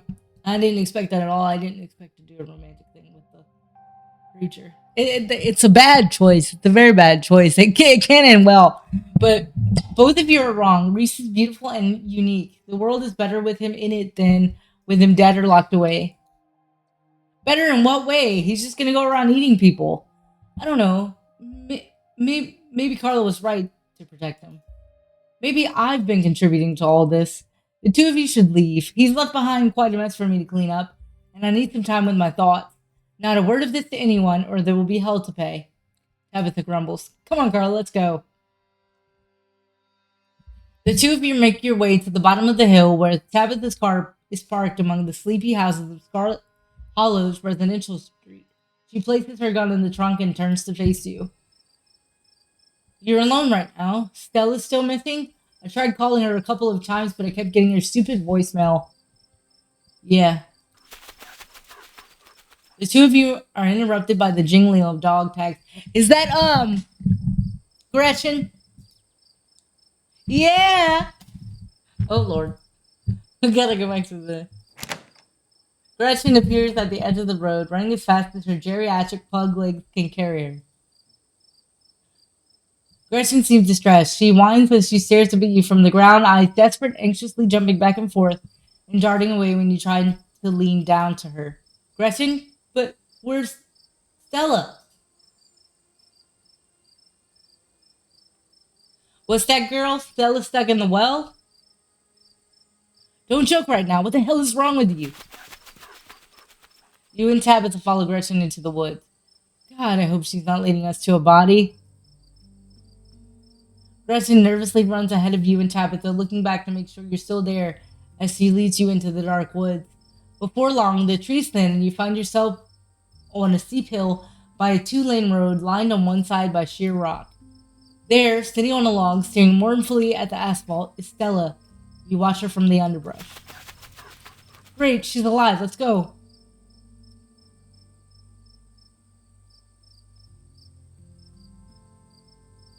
I'm gonna go talk to her. You take a step forward, gravel crunching under your feet as you walk along the edge of the road. Tabitha hangs back, crouching in the bushes, trying to stay unseen. You sit on the log beside Stella. Carla, that ghost really did a number on you.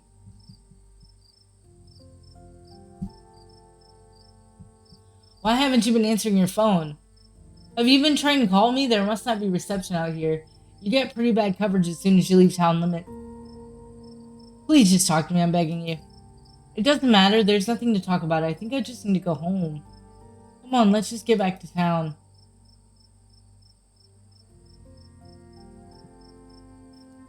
Wait, before we go, I should tell you about what happened today. Oh? You relay the events of the evening as best as you can. Saying it out loud somehow makes it feel less real, like you're sharing the plot of a horror movie, not something that actually happened to you. Oh my God. I'm just going to go ahead and lock that one away in the void. Stella scoops Gretchen up in her arms, and the three of you walk back to town in silence. I guess we'll see you tomorrow. She gives you a tired wave before retreating into her house. It's time for you to get home. He appears, as if out of nowhere, clothes streaked with what at first looks like blood and gore, but you quickly realize it's paint, evidence of his altercation with Reese. I'll walk you. Thanks, I appreciate the company. Shall we? Wayne walks just ahead of you in near complete silence.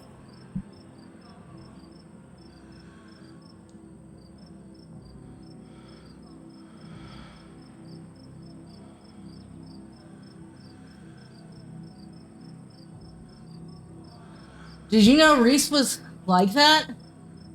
I knew he was different. How exactly? I wasn't sure, but now I know. I should be able to make quick work of him next time.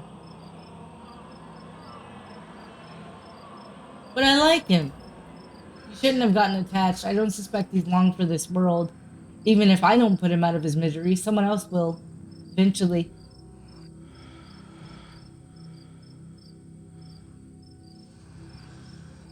Why are you following me around? Why not Stella or Kanika or Sybil? Why not Tabitha? Because you're special. Oh, God. But why? Why am I so special? You simply are. Do you not feel the ties that bind us? They are unbreakable. Oh, God.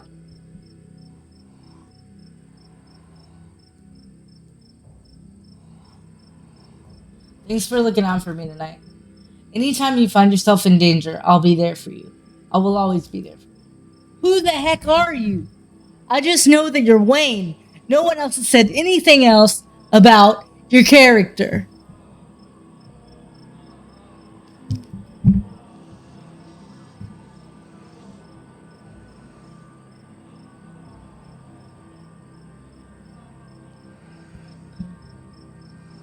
So I can't romance him because I think I foolishly, like I knew it was, started the romance with Wolf Boy. Thanks for walking me home. I want to make sure, of course, I want to make sure someone is always looking out for you. You can think of me as something of a guardian angel if you like. Seems like Reese gave you a run for your money. Wayne emits a strange kind of coughing sound. You realize he's laughing. He managed to catch me off guard.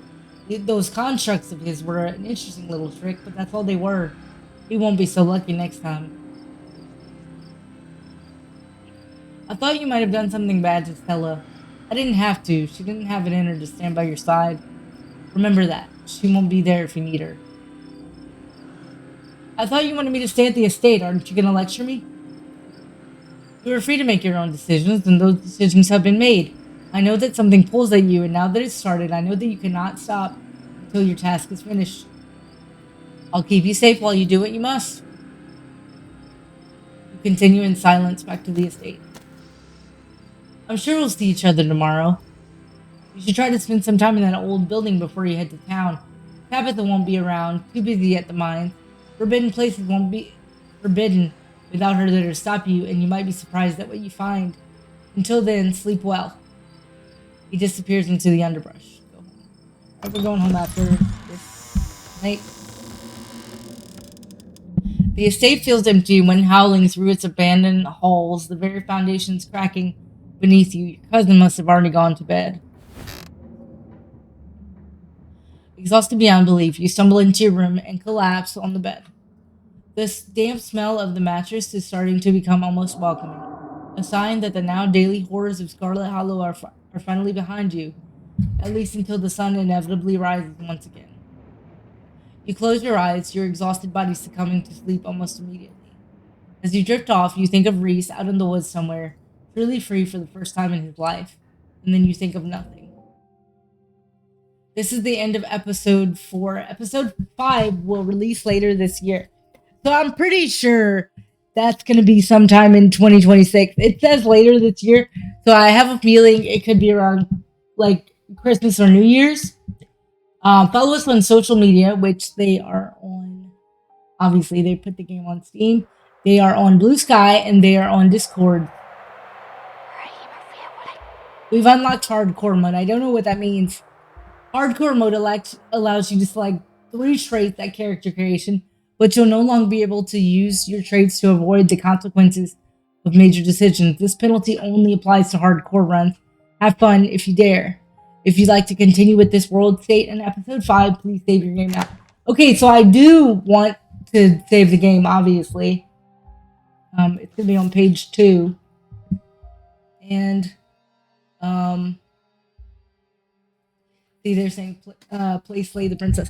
So, this is my first time playing this for you guys, so, I don't know if I want to do another playthrough or not, but I'm thinking maybe depending on our choices, we can see if the story is any different, but I'll do that for you guys another time. I wanted to check it out, by myself, and, yeah. And then we may go back to Slay the Princess eventually because I know we had more stuff to find in there.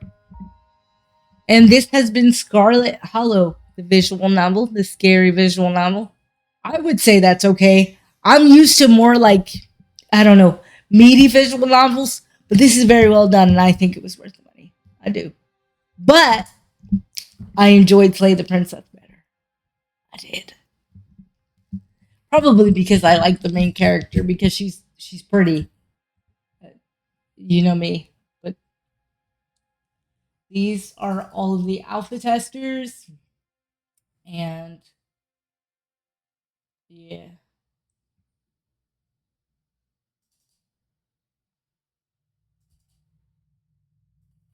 So what is hardcore mode? I'm going to go through that with you guys.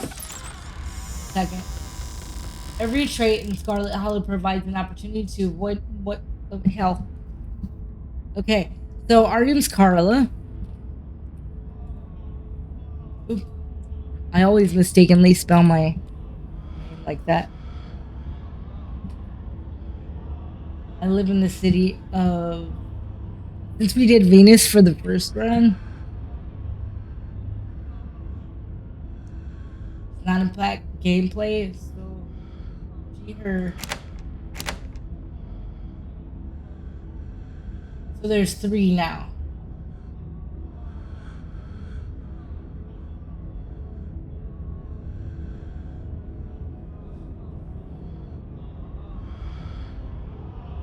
Talk to animals. Pretty smart. And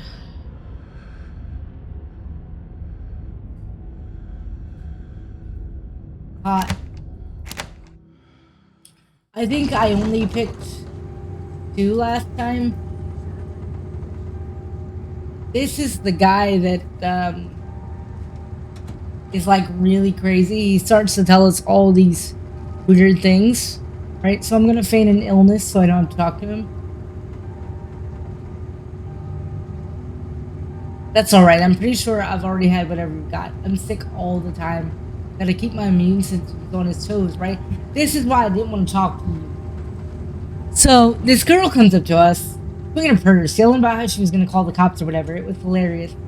She actually hit my friend and he said it hurt a lot, so I guess she was really mad and not just playing. But she kept swinging, and soon enough, she lost her balance and fell into the harbor all on her own. We didn't even have to push her. We had a good laugh and fished her out, and her phone got soaked so she couldn't call the cops on us. We wound up hanging out all day. She kind of became my girlfriend after that, and we've been on and off for about a year, so it's pretty serious. Though about 5 months ago, she tried to break up with me, like, for real. And, geez, you ever get so mad you just want to, like, kill somebody? The hot answer. Did he say she tried to break up with him? You can't begin to imagine what that must feel like. Nobody's ever broken up with you.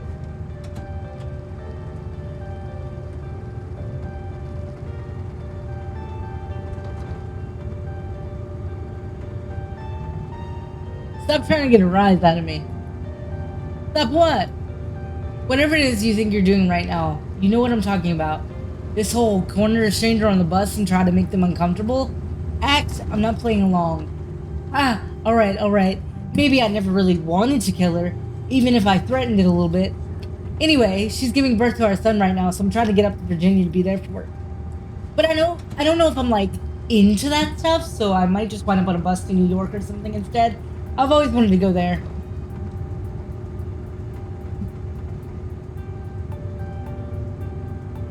Hey driver, how much longer to the next stop? 10 minutes? Everything alright back there? Everything's fine. You don't have to bring the driver into this. We're just chat. We're pals. Look, fatherhood is just scary. That's all. Plus, her mom is there, so it's not like she's alone. Her mom doesn't like me much, so I'd probably just make things super stressful. She'll understand. She's chill. Anyways, where'd you say you were headed? I didn't. No need to be nasty. I was just asking. Not like I'm gonna follow you off the bus or something. Oh my god. Is that who Wayne is? It can't be. No. So if you aren't getting off at my stop, then you must be headed to Scarlet Hollow, right? Or the Holler, as they call it in these parts. That's the only other stop until this bus turns around. I ride it pretty often, so I know. Almost nobody ever goes up that way, though come to think of it, I had a couple of buddies who went up there to work in the mine. There's a coal mine up in the Holler, you see? And there's always a job listing or two on the boards around here. I never wanted to do that kind of thing myself. I like my lungs the way they are, I think. But my buddies got desperate enough to try it. I haven't heard from them in a while, and now that I think about it, I should see if they're on Facebook. See how they're doing up there. Hope they didn't die. He looks back at his phone for once, focused on something other than you. Oh, this is me. It was lovely meeting you. I hope you don't get too bored without me around to talk to. Here, I have something for you. The stranger rifles through his backpack before presenting you with a bag of peanuts. They're boiled peanuts. I got them at a gas station a few bucks back. I noticed you haven't eaten much, so I figured you could use them more than me. Plus, they dripped all over my bag, so I don't want to carry them anymore. Tip, sometimes picking a dialogue option establishes new facts about who you are. You put up to say no, I'm not really hungry. There's still a good 45 minutes left in your journey, pal. Assuming nothing goes wrong. Best to have them on hand. The young man sets the peanuts down on the empty seat next to him. The juice dribbles out through the bottom of the bag and into the upholstery, instantly soaking in peanut brine. And with that, I leave you. Safe travels, friend. Just left the peanuts all on the seat. And just like that, you're alone. The stranger's peanuts soaking into the seat across from you. Maybe you can finally get some sleep. Next stop, Scarlet Hollow, into the line. Almost there. I remember this place. Right. So I'm not going to do much of the story. I'm just gonna pick different choices.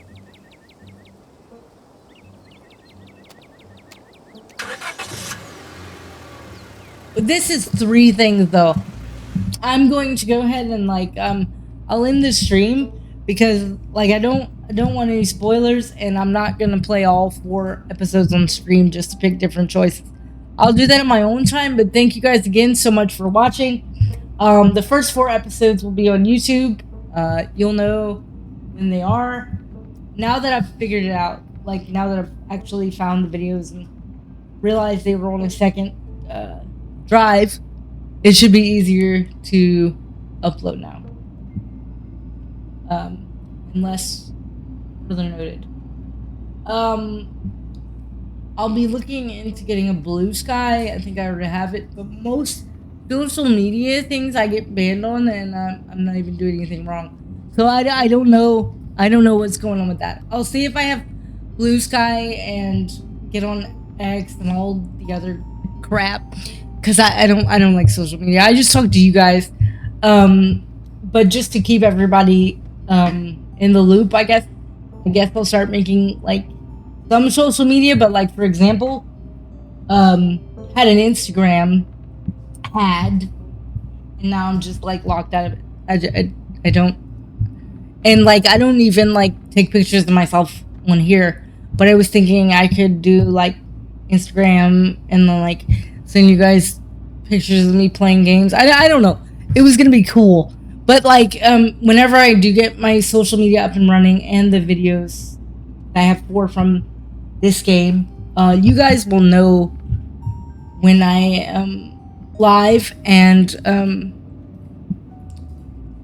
I will be moving. So for some point at some point there's gonna be like a period of time where I won't have any of my computers, I think. But that's not right now. That's not right now. So in the meantime, you'll catch me streaming at normal regular time, which is like from 12 to 4 CDT. Daytime, unless otherwise noted, which means unless I say that our stream's canceled or something. Yeah, the last 10 years of my life have been, oh my god. And I think I'm just finally reeling from that. I think a lot of people feel that way, and I think we're all going through it now. But anyway, I need to get these up on YouTube, and I need to go play some more video games on my off time. The next stream you'll see from me is Megabonk. I'll probably actually stream again and play that for you guys. But I'm not happy with how far I've gotten yet. I should be back sometime tonight for a third time because content is king. But I want to make sure I don't burn myself out. And the visual novels have been like a good, here you go, I'm doing this regularly again type stream thing. But yeah, I'm going to go ahead and sign off for the night. I appreciate you guys. Happy Friday. Happy weekend. For those of you who do have weekends off, have a good weekend. And for those of you who have like any other day off, you're almost there. It's Friday, so we'll be getting there. But yeah, seriously, IRL, I've got a lot going on. It's nothing like negative. I'm just carrying on. So IRL problems will take precedence over, or not problems, IRL opportunities or fun challenges will take precedence over streaming at some point, but it won't be for a super long time. It just means I'm literally like, I need to get my computers in the same room as me, and obviously you'll know when they're not with me. So yeah, thanks everybody. I hope you have a great time, great weekend. I'm gonna go chill because as much as you see me on this computer, my brain does the opposite of chill sometimes. Thank you guys. Keep it silly, be kind, be good to yourselves and to each other, or try to. You're beautiful. All right, bye bye.